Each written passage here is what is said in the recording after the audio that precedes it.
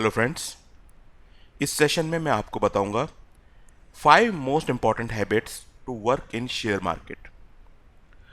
अगर आप share market में न्यू हो, आपने अभी अभी शेयर मार्केट ज्वाइन किया है या आप शेयर मार्केट ज्वाइन करना चाहते हो, तो क्या 5 इंपॉर्टेंट हैबिट्स हैं जो आपको चेक करनी है एंड फॉलो करनी है if you want to work in share market. Before moving forward, मैं आपको सिंपली बता देता हूं, ये वीडियो केवल एजुकेशन पर्पस के लिए है। So I am not motivating you और stopping you to work in share market.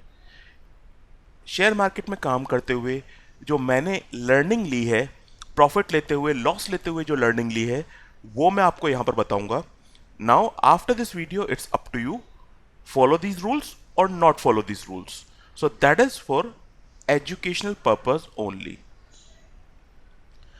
Now जितनी भी हैबिट्स मैं आपको बताने वाला हूं या जितनी भी स्किल्स मैं आपको बताने वाला हूं, I have given a number to that और you can say score to that. तो आप अपना स्कोर चेक करना at the end of this video. I start with 5 to 1। So skill number 5 is bad listener. Normally आप सुनोगे, लोग आपसे बोलते हैं कि you must be a good listener, मतलब आपकी सुनने की पावर अच्छी होनी चाहिए। बट मैं यहां पर बोलता हूं कि you must be a bad listener. ऐसा इसलिए क्योंकि शेयर मार्केट में काम करते हुए आप ऑनलाइन वीडियोस देखोगे, आप टीवी पे रिव्यूज सुनोगे, टीवी पे रिकमेंडेशंस देखोगे।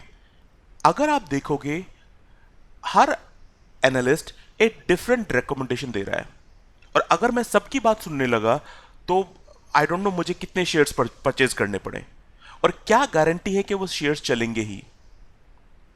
तो यहां पर आपको एक बैड लिसनर होना पड़ेगा, मतलब आपको सबकी बात नहीं सुननी। बिकॉज हर पर्सन अपनी एनालिसिस, अपने हिसाब से कुछ शेयर रेकमेंड करेगा, बट आप कभी भी किसी के कहने पे कोई शेयर मत खरीदिए, खुद एनालिसिस कीजिए तब खरीदिए। एक इंपॉर्टेंट चीज है, बहुत सारी रेटिंग एजेंसीज हैं, वो किसी भी शेयर को रेटिंग देती हैं, किसी भी कंपनी को रेटिंग देती हैं, अकॉर्डिंगली हमें शेयर खरीदने या बेचने के लिए बोलती हैं। लेकिन हमें उनकी बात नहीं सुननी, हमें टीवी न्यूज़ चैनल्स की बात नहीं सुननी, हमें वीडियोस में जो एनालिसिस है उनकी बात नहीं सुननी, हमें अपनी एनालिसिस करनी है। तो यहां आपको एक बैड लिसनर बनना पड़ेगा। Second is discipline. That is most important. मैं एक एग्जांपल लेता हूं कि आपने कोई शेयर्स खरीदे 100 रुपीज के। तो मैं एक एग्जांपल लेता हूं कि आपने 10 शेयर्स खरीदे हैं 100 रुपीज के, मतलब आपने टोटल 1000 रुपीज इन्वेस्ट किए। आपका टारगेट है कि जिस दिन ये 1200 हो जाएंगे, I will just take profit and come out. Now you are waiting after 2 months 3 months, मैं एग्जांपल लेता हूं कि इट बिकम्स 1200, बट चांसेस हैं कि ये 1300-1400 भी हो सकते हैं, नॉट कंफर्म बट हो सकते हैं। तो हमें क्या करना चाहिए? We must be disciplined.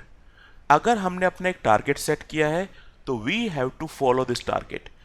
1200 आते ही आप उस प्रॉफिट को ले लें, बिकॉज जितना आपने टारगेट सेट किया था वो मिल चुका है।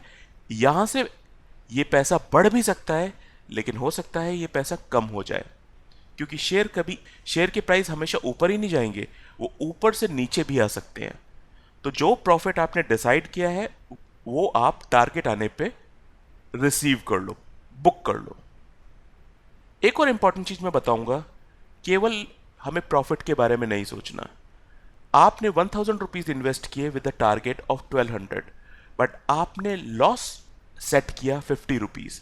मतलब अगर ये शेयर 100 रुपीज का था, मैंने 10 शेयर लिए, इट इज 1000 रुपीज, बट अगर ये 95 का आ जाता है, मतलब मेरा जो इन्वेस्टमेंट है वो 50 रुपीज डाउन हो जाता है, तो मैं स्किप कर दूंगा, मैं इन शेयर्स को 50 रुपीज के लॉस पे बेच दूंगा। तो दैट इज अ डिसिप्लिन कि अगर मुझे लॉस लेना है तो मैं मैक्सिमम 50 रुपीज का लूंगा। क्यों? क्योंकि जो शेयर अभी 100 का है, हो सकता है किसी रीजन से वो 50 आ जाए। तो जो लॉस आप 50 ले सकते थे वो आपने 500 लिया। तो द पॉइंट इज, अगर आपने ज्यादा लॉस होने से बचाया है तो ये भी आपके लिए अच्छा है। So ultimately we need to be disciplined. और अगेन, इसके लिए भी 2 पॉइंट्स हैं। तो previous skill we have seen, अगर आपके पास ये स्किल है यू आर अर्निंग 2 पॉइंट्स, अगर आपके पास ये स्किल भी है तो you are earning 2 more points. Next is analytics. आपने नोटिस किया होगा जो प्राइस हैं वो ऊपर भी जाते हैं, नीचे भी आएंगे, बहुत नीचे भी आएंगे और बहुत ऊपर भी जाएंगे। अब मुझे कहाँ परचेज करना चाहिए? क्या इस पॉइंट पे? नहीं। इस पॉइंट पे? आपको कैसे पता कि वो कितने नीचे आएगा? तो हमें यहाँ पर एनालिटिक्स लगानी पड़ेगी, हमें थोड़ी एनालिसिस करनी पड़ेगी, हमें अपनी एनालिसिस की स्किल्स को डेवलप करना पड़ेगा। और जब आप ये स्किल्स डेवलप कर लोगे देन यू कैन डिसाइड कि कब हमें परचेज करना है और कब हमें सेल करना है। मतलब हमें अगर यहाँ पर भी बाय नहीं कर सकते तो एटलीस्ट हमें पता हो कि हमें यहाँ बाय करना है और यहाँ सेल करना है। तो अगर आप ये एनालिसिस जनरेट कर लेते हो, अपनी स्किल्स जनरेट कर लेते हो, तो you will get 3 more points. Next and very important, calm in case of panic situation. Sometimes you will notice कि आपने कोई शेयर परचेज किया और सडनली वो ऊपर जाने लगा, या आपने कोई शेयर परचेज किया बट वो सडनली नीचे जाने लगा। अब अगर आपने $100 की चीज़ परचेज की है, शेयर परचेज किए हैं और वो $120 हो गए, लेकिन आपका टारगेट $150 का है या ₹150 का है, तो आपको इमीडिएटली उसे सेल नहीं करना, बिकॉज आपका टारगेट 150 का था, तो you will have to wait. And that is calm in case of panic. Panic केवल लॉस होने पे नहीं, प्रॉफिट होने पे भी होता है। तो हमें यहाँ पर पैनिक नहीं होना, whatever the target we set हमें उसको फॉलो करना है। सेम अगर आपने परचेज किया और सडनली इट स्टार्टेड डाउन, तो जब तक कि आपका स्टॉप लॉस ना आ जाए, जो कि मैंने लास्ट स्लाइड में बताया, आपको वेट करना है। पैनिक नहीं होना, क्योंकि बहुत बार ये पैनिक सिचुएशन में हम लोग परचेज या सेल कर लेते हैं और ultimately we are going to get loss in that. यहां मैं एक और चीज बताऊंगा, ये स्किल काफी इंपॉर्टेंट है। रीजन, प्रॉफिट होने पे कोई भी खुश हो सकता है, कोई भी पैनिक शायद ना भी हो, लेकिन लॉस होने पे पैनिक बहुत जल्दी होते हैं। तो अगर आप शेयर मार्केट में अपना पैसा डालना चाहते हो या आप उससे एडवांटेज लेना चाहते हो, तो आपको अपना लॉस भी सहन करना सीखना होगा। अगर लॉस हो रहा है कोई बात नहीं, आज लॉस हुआ कल प्रॉफिट भी हो जाएगा। तो we will have to handle ours. हमें ये बहुत अच्छे से सीखना होगा। अगर पैनिक सिचुएशन है, अगर आपको लॉस हो रहा है, तो जस्ट वेट, और अगर लॉस हो गया तो माइट भी आपने जो डिसीजन लिया दैट वाज नॉट करेक्ट, अगली बार आप और अच्छा डिसीजन लोगे। आपकी एनालिसिस में कोई प्रॉब्लम रह गई होगी तो आप अगली बार बेटर एनालिसिस करोगे और बेटर डिसीजन लोगे। बट अगर लॉस हुआ, आपका पैसा डाउन हुआ, तो आपको वो सहन करना आना चाहिए। अगर नहीं आता, you will always take loss in market. Because होता क्या है, जब भी हमें लॉस होना शुरू होता है, हम लोग क्या करते हैं, उसमें और पैसा डाल देते हैं। एक एग्जांपल देता हूं, आपने एक ₹100 का शेयर लिया, अब वो सडनली 70 का हो गया, आपको लगा ऑलरेडी ₹30 का लॉस हो चुका है, मैं एक और शेयर ले लेता हूं, एवरेज उसका 85 आ जाएगा। बट आपको नहीं पता, हो सकता है वो 50 का हो जाए। आपने एक और शेयर ले लिया एवरेज करने के लिए, हो सकता है वो 30 का हो जाए। तो ऐसे तो हमारा लॉस बढ़ता ही जाएगा। तो हमें थोड़ा अपने इस पैनिक सिचुएशन में अपने आप को काम रखना है। और हमने जो स्टॉप लॉस की बात की थी, अगर 100 से 80 आता है, मैं लॉस लेने के लिए तैयार हूं, यहीं पर ही रुक जाओ। तो अगर आपके पास ये स्किल भी है, दैट इज 3 पॉइंट्स। तो अब तक हमने टोटल 10 पॉइंट्स कवर किए हैं। मैं आपको दोबारा दिखा देता हूं। 2 points for the bad listener, 2 points for discipline, 3 points for analytics, and 3 points calm in case of panic situation. So if you think आप ये सारे पॉइंट्स सेटिस्फाई करते हो, देन आपने 10 पॉइंट्स अर्न कर लिए। Now the most important, patience. That is most important because अगर आपके पास पेशेंस नहीं है then you will always book loss. कैसे? मैं एक सिंपल से एग्जांपल देता हूं कि आपने 100 रुपीज इन्वेस्ट किए और वी आर एक्सपेक्टिंग कि वो 300 बन जाए।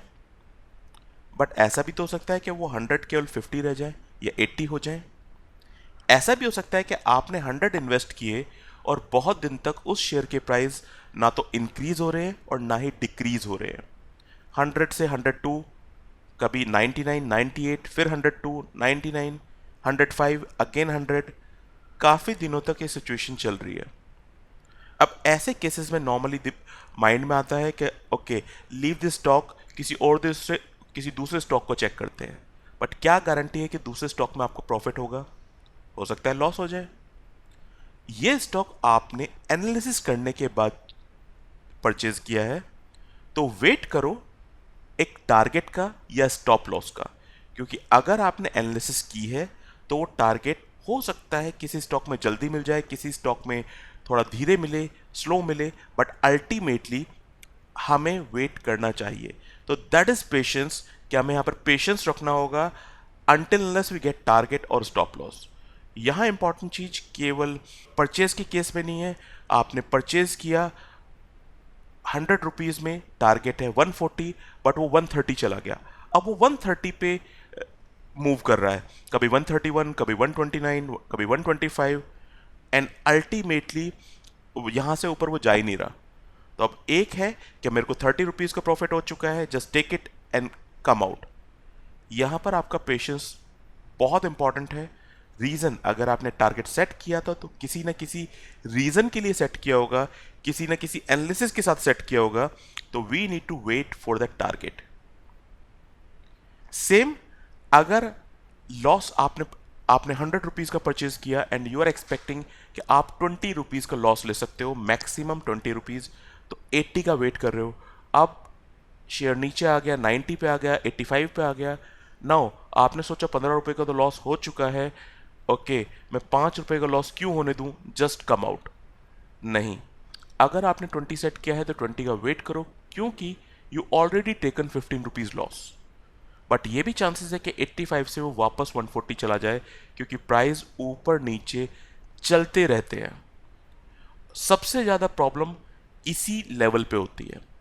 अधिकतर लोगों के पास पेशेंस नहीं है, दे डोंट वेट। वो एक शेयर लेंगे, 2 3 दिन, 4 दिन, 10 दिन वेट करेंगे, उसके बाद जस्ट कम आउट। बट यहां पर हो सकता है कि आपको 2 दिन वेट करना पड़े, हो सकता है आपको 1 घंटा वेट करना पड़े, और ये भी हो सकता है कि आपको 2 महीना वेट करना पड़े। यहां मैं एक और इंपॉर्टेंट चीज बताऊंगा। पेशेंस हमें केवल सेल करते हुए टाइम ही नहीं रखना। ऐसा नहीं कि अगर आपको सेल करनी है तो आपको पेशेंस रखना है कि वो 80 ना आ जाए या 150 ना आ जाए। हमें बाय करते हुए भी पेशेंस रखना पड़ेगा। एक सिंपल एग्जांपल से समझते हैं। अभी एक स्टॉक है जिसका प्राइस 100 रुपीज है। आपने एनालिसिस की, आपके हिसाब से it's a very good stock, आप इसे खरीदना चाहते हो। बट आपकी एनालिसिस के हिसाब से अभी ये थोड़ा महंगा है, इट्स 100 रुपीज। फ्यूचर में माइट बी 1 मंथ, 2 महीने या 15 दिन के बाद आपकी एनालिसिस के हिसाब से ये 80 रुपीज भी आ सकता है। तो क्या मुझे अभी परचेज करना चाहिए? देखते हैं। ये स्टॉक आपने अपनी वॉच लिस्ट में रखा, अब उस स्टॉक के प्राइसेस बढ़ गए, 110 हो गए। अब आपको लगा यार अगर मैं 100 पे परचेज करता तो शायद मुझे 10 रुपीज का प्रॉफिट हो चुका हो। आपने कुछ दिन और वेट किया, अब उसके प्राइस 115 हो गए। अब आपको लगा कि आपसे गलती हो चुकी है, आपको परचेज कर लेना चाहिए क्योंकि ये प्राइस ऊपर ही ऊपर जा रहा है। आप 115 पे उसे परचेज करते हो and it goes to 120, because अगर आपने 115 पे परचेज किया है और आई वुड से 30 रुपीज प्रॉफिट, तो it should go till 145। But ये 120 तक गया और after that it started moving down, वो नीचे आना शुरू हो गया। अब वो नीचे आते आते वापस 90 रुपीज पे आया, 85 पे आया। अल्टीमेटली आप देखो उसमें आपको लॉस हो गया। लॉस हो गया इसका मतलब ये तो बेकार शेयर था? नहीं, जिन लोगों ने उसे सही प्राइस पे परचेज किया था, उनके हिसाब से 80 या 85 पे होना चाहिए था, वो ऑलरेडी 30 रुपीज का प्रॉफिट ले चुके हैं। लेकिन क्योंकि आपने पेशेंस नहीं रखा, आपने जल्दबाजी में वो परचेज किया, तो आपको प्रॉफिट नहीं लॉस हुआ। तो ये पेशेंस बहुत इंपॉर्टेंट है, not only for sale but purchase as well. Means जब आपको बाय करना है तब भी पेशेंस इंपॉर्टेंट है। अब एक क्वेश्चन आता है कि अगर मैं वेट करता रहा और वो 80 पे नहीं आया, नहीं आया तो नहीं आया, ये आपकी किस्मत। लेकिन अगर आप इसके रिवर्स में देखोगे, 100 रुपीज पे परचेज किया और तब वो 80 पे आ गया, आपको लॉस हो गया। अगर आपने परचेज नहीं किया और वो ऊपर ही जाता रहा, 80 पे नहीं आया, तो आपको नो प्रॉफिट नो लॉस। लेकिन अगर आपने 100 पे परचेज करके 110 पे परचेज करके वापस 80 पे आया, तो आपको 30 रुपीज का लॉस। तो ये एक बहुत इंपॉर्टेंट है, हमें पेशेंस रखना पड़ेगा while purchasing any stock or while buying any stock. तो बिफोर मूविंग फॉरवर्ड, अगर आपके पास ये पेशेंस है तो गिव इट 10 पॉइंट्स। अगर आपके पास पेशेंस है तो बिलीव मी, 90% केसेस में आपको लॉस नहीं होगा।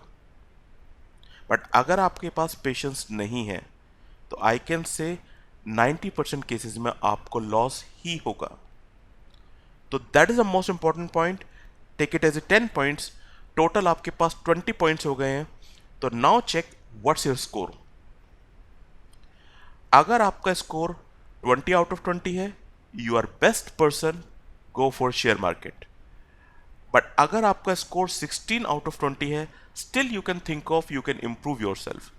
बट अगर आपको लगता है कि आपका स्कोर लेस देन 16 है, तो आई वुड से stay away from stock market.